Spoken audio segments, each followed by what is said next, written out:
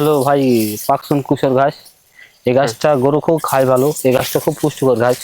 তাই ভাই এই গাছটা আমরা তো তাড়াতাড়ি আমরা এই গাছটা ব্যবহার করি, লাগাই এমন। সুপ্রিয় দর্শক, এই মুহূর্তে আমি আছি একটি ঘাসের জমিতে।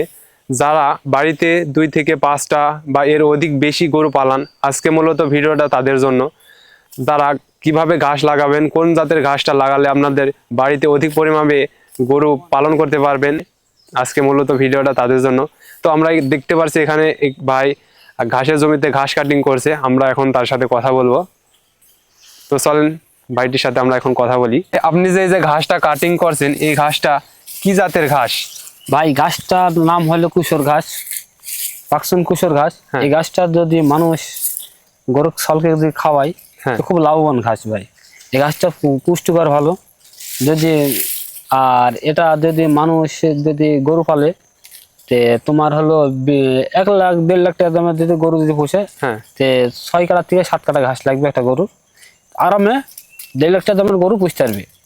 7 কাটা হয়ে আরামে লাগবে একটা গরু। হ্যাঁ, যদি মানুষের লাভবান এই জন্য এই ঘাসটা খুব ভালো ঘাস। এই ঘাসটা গরু পালান বাড়িতে, এই ঘাসটা খায় কেমন গরুতে?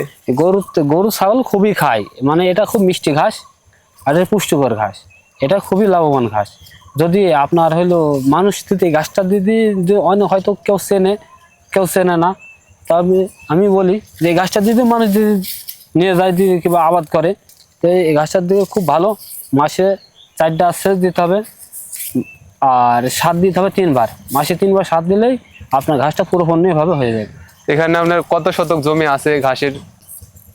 এখানে কত শতক জমি আছে, এখানে তোমার মনে করো এই আছে হলো 8 শতক। তো ভাই এই ঘাস সবই খাই নিবে। এই ঘাস এত সুন্দর ঘাস, এই ঘাসে কিছু ফেলবে না। বড় ছোট গরু সব খেয়ে নেবে।